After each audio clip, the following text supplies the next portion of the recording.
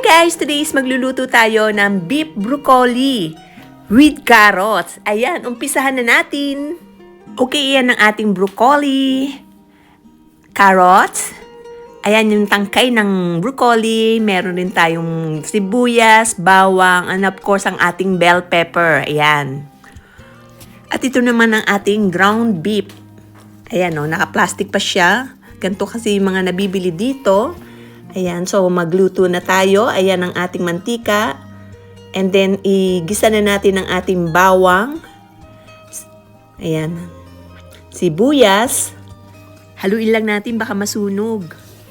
Haluin mabuti. At ilagay na rin natin yung ating ground beef. Durugin natin para malutong ng maayos. At lagyan natin ng oyster sauce. Ayan. So, tansya-tansyahan lang tayo kung ano yung tingin kong okay na yung lasa. Ayan. So, lagyan natin ng ating bell pepper and then carrots kasi matagal silang maluto.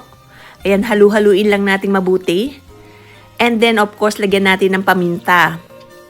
And then, mag-mix tayo ng ating harina. Ayan ang ating sabaw para malapot. Okay, after that is ayan, lumapot na yung ating sabaw. Ihulog na natin ang ating tangkay ng broccoli. Okay, ayan, so luto na.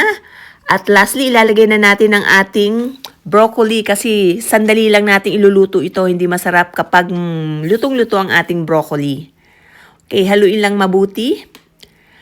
Okay, ayan, luto na yung ating beef broccoli with carrots. Looks so yummy, o diba? Ayan o, kitang-kita nyo naman. At masustansya pa. Yummy, love it. Kain na, tikman na natin. Ang sarap.